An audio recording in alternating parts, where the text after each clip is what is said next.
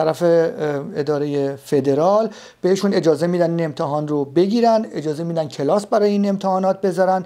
هر کلاسی یک هزینه مختلفی رو میگیره، ولی من تا اونجا که من میدونم از 25 یورو شروع میشه تا 100 یورو این هزینه این امتحان هست.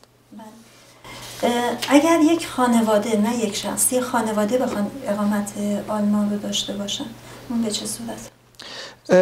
ببینید این یک مبحثیه که یک قسمت به خصوصی در این قانون هست. کسی که درخواست اقامت ملیت آلمانی میکنه این امکان رو داره و در اون فرم‌های مخصوص مشخص هم شده که این امکان رو داره که برای کل فامیل درخواست اخذ ملیت آلمانی رو بکنه. قانون به این مورد یک امکان استثنایی رو داده که کسانی که به عنوان همراه درخواست ملیت آلمانی رو میکنن نباید حتما به طور مثال برای از نظر زمان حتما 8 سال در آلمان بوده باشن. من یه مثال میزنم. پدر یک خانواده میخواد درخواست ملیت آلمانی بکنه و میخواد همزمان برای همسر و فرزنداش هم درخواست ملیت آلمانی بکنه. پدر این خانواده باید حتما 8 سال در آلمان اقامت داشته باشه، ولی همسر و فرزندان حتما نباید 8 سال اقامت داشته باشن. همسر باید حداقل 2 سال اقامت در آلمان داشته باشه و فرزندها محدودیت زمانی ندارن و اون پدری که به عنوان درخواست کننده اصلی این فرم رو پر میکنه میتونه به عنوان همراه همسر رو در این فرم وارد کنه، بنویسه و فرزندان هم بنویسه و میتونن همه با هم به طور خانوادگی درخواست ملیت آلمانی بکنن که اگه به فرد اصلی این شرایط ایجاب بشه و شاملشون بشه این قانون، اون موقع به بقیه فامیل هم به طور اتوماتیک این ملیت رو میدن، ولی باید حتما درخواست کنن با هم. یعنی این مورد نیست که حتما چون نفر درخواست میکنه به بقیه اتوماتیک میدن، نه، باید حتما برای همه درخواست بکنن و به همشون این ملیت آلمانی رو میدن اگه شرایطش رو داشته باشن. ولی این امتحانات شامل همه میشه؟ این امتحانات شامل همه میشه، یعنی شخص اصلی باید این امتحان رو بده و همسر هم باید بده. به طور معمول فرزند اگه مدرسه بره احتیاجی به امتحان نیست. بچه‌ای که توی این خانواده به دنیا میاد چی اتوماتیک اون همین اقامت رو خواهد گرفت، این ملیت آلمانی رو خواهد گرفت یا اینکه باید مراحلی بگذره؟ بچه‌ای که در خانواده‌ای به دنیا میاد که یکی از پدر یا مادر پاسپورت آلمانی دارن به طور اتوماتیک پاسپورت آلمانی میگیره و هیچ شرایط دیگه هم نداره. برای فرزند شناسنامه آلمانی صادر میکنن و این که نشون دهنده ملیت آلمانیه. حالا اگه فرزند در یک خانواده به دنیا بیاد که هیچ کدومشون پاسپورت آلمانی ندارن، اگر یک کدوم از پدر یا مادر زمانی که فرزند داره به دنیا میاد 8 سال در آلمان اقامت قانونی داشته باشه، فرزند به طور اتوماتیک پاسپورت آلمانی یعنی شناسنامه آلمانی بهش میدن بدون اینکه پدر یا مادر پاسپورت آلمانی داشته باشن. البته باید این خیلی مهمه، باید توجه کنن، باید 8 سال اقامت قانونی در آلمان، یعنی باید ثابت کنن موقعی که درخواست شناسنامه برای فرزند میکنن باید حتما 8 سال در آلمان اقامت قانونی داشته باشن. بچه‌های زیر 18 سال به چه شکلی هستشون؟ خودشون میتونن به تنهایی درخواست ملیت آلمانی بدن یا اینکه حتما باید به همراه والدین باشه؟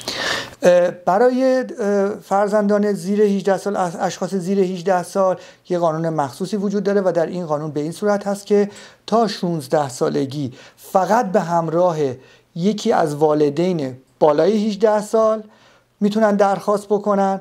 از 16 سالگی به بعد اجازه دارن خودشون به مستقلاً درخواست ملیت آلمانی بکنن. تا 16 سال نمیتونن مستقلاً درخواست بکنن، حتما به همراه یکی از والدین باید این درخواست انجام بشه. بله. این شرایط مال کسایی بودش که شما تو برنامه قبل توضیح دادین اقامت آلمان رو داشتن و به این شکل کسایی هستن که توی آلمان به صورت پناهنده اومدن، پناهندگی دارن و هنوز پاسپورت آلمانی یا ملیت آلمانی رو اخذ نکردن. اونا به چه شکلی هستش؟ همه به یک نوع هستش یا دسته‌بندی‌های متفاوت خواهد؟ برای پناهندگان در آلمان که پناهندگی قبول شدن در آلمان یک سری امتیازات خاصی قوانین ملیت مشخص کرده. این شروع میشه از مدت اقامت قانونی در آلمان. این مدت اقامت قانونی در آلمان برای پناهنده ها یک سوالیه که در تجربه کاری منم خیلی سوال براشون پیش میاد که این اقامت قانونی از کی حساب میشه. برای پناهنده ها اقامت قانونی در صورتی که قبول شده باشن در همون درخواست اول پناهندگی از روز درخواستشون حساب میشه. به طور مثال روزی که درخواست کردن بعدش 3 سال یا 2 سال بعد قبولی پناهندگی میگیرن. موقعی که قبول پناهندگی میگیرن و اقامت صادر میشه براشون در اون پاس آبی که صادر میشه، اقامتشون ولی از زمان اقامت قانونیشون از زمان درخواست حساب میشه. یعنی از موقعی که اقامت میگیرن 5 سال بعد میتونن درخواست پاس آلمانی بکنن. از روز درخواست اقامت قانونی حساب میشه. یعنی باعث میشه اون اقامتی که صادر میشه اقامت قانونیشون برمیگرده به سابق. در مورد مدت قانونی در آلمان برای پناهنده ها دیگه 8 سال نیست. برای پناهنده ها اگه یک فرق میذارن بین پناهنده‌ای که کار میکنه و پناهنده‌ای که کار نمیکنه موقع درخواست اخذ ملیت.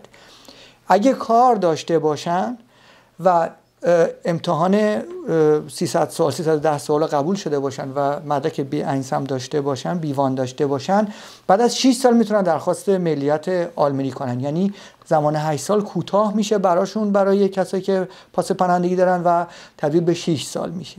اگر کار نداشته باشن میتونن بعد از 7 سال درخواست ملیت آلمانی بکنن. این یک استثنائیه که برای کسانی که به دولت آلمان پناه آوردن و پناهندگی گرفتن، این استثناء شامل حال این پناهندگان میشه.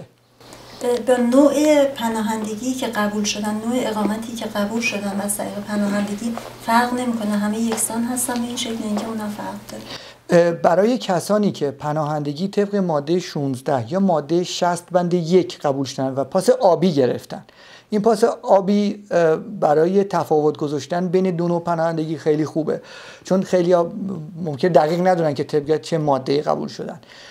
کسی که پاس آبی گرفته و اقامت از طریق این پناهندگی گرفته، پاس آبی، میتونه طبق همین شرایطی که من الان توضیح دادم درخواست ملیت آلمانی بکنه. برای کسانی که پاس توسی دارن و اقامت از طریق ماده 60 بند 2 3 یا 5 گرفتن، قوانین عادی شاملشون میشه که باید 8 سال یا به طور کوتاه 7 سال در آلمان باشن، حتما کار کنن و تا اینکه بتونن ملیت آلمانی بگیرن. چه مدت زمانی باید اینا کار کنن؟ فرقی نمی‌کنه، ممکن 2 ماه قبل از اینکه بخوان درخواست ملیت رو بدن شروع به کار کنن و به صورت تمام وقت کار داشته باشن. ببینید حتما مدت به خصوصی نداره، ولی دولت آلمان باید بتونه در نظر بگیره این شخصی که داره کار میکنه به طور جدی داره کار میکنه و کار رو به خاطر گرفتن پاس آلمانی نرفته و شروع نکرده. و معمولا مشخص کننده این مسئله 6 ماه کار قبل از درخواسته که کار ثابت داشته باشن، مالیات بدن، تا اینکه بتونن موقعی که درخواست میکنن نشون بدن که ما این کار رو به طور ولی باید این مسئله رو نظر بگیرن که اگه 6 سال قبلش کار نکرده باشن، این سوال پیش میاد که شما چرا 6 سال گذشته پس کار پیدا نکردین. یعنی اون تماس با اداره کار و توجیه در مورد این که چرا شما تا به حال نتونستین کار پیدا کنین، این توجیه باید حتما باشه. یعنی باید آماده این توجیه باشه اون شخص درخواست کننده. شما مطرح کردین 2 نوع پاس آبی و پاس خاکستری. چه تفاوتی این دوتا با هم دیگه دارن؟ چون هر دوتا از طریق پناهندگی کسی بودن که درخواست پناهندگی دارن. ببینید این سوال که شما میکنید سوالیه که مختص خود پناهندگی وارد بحث پناهندگی میشه و ما در مورد اخذ ملیت داریم صحبت میکنیم و وارد این تمایز نمیشیم که این فرقشون با هم چیه. پاس آبی کسیه که طبق ماده 16 پناهندگی کامل گرفته یا طبق ماده 60 بند 1 پناهندگی گرفته که به هر دوتاشون ماده 25 تعلق میگیره، 25 1 یا 2 تعلق میگیره. کسی که از طریق اجتماعی پناهندگی گرفته و بهش پاس توسی دادن شامل قانون عادی اخذ ملیت آلمان میشه. ممنون از توضیحاتتون های مقدم. به هر حال بین صحبت‌های شما منم یه گریزی میذارم، شاید نکته‌هایی که برای بینندگان ما جالب باشه بتونم بکشم بیرون. هرچند که در خارج از بحثمون هم هست. خواهش میکنم، با کمال میل من تا اونجایی که بتونم تمام اطلاعاتی رو که برای بینندگان میتونه مفید باشه و کمکشون بکنه حاضرم بی‌دریغ در خدمتشون بذارم. ممنونم از توضیحات شما آقای مقدم و به هر حال بین صحبت‌های شما من نکته‌های ریزی ممکنه پیش بیاد که فکر می‌کنم برای بیننده‌ها جالب باشه و اونها رو مطرح می‌کنم.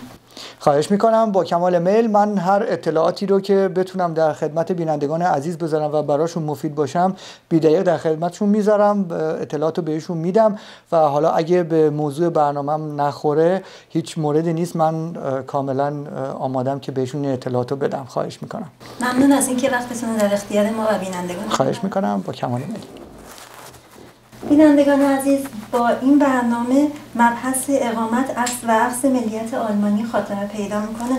در برنامه‌های بعدی ما موضوع حقوق خانواده، طلاق، ازدواج، حضانت و موارد مختلفی که مربوط به خانواده میشه مطرح خواهیم کرد.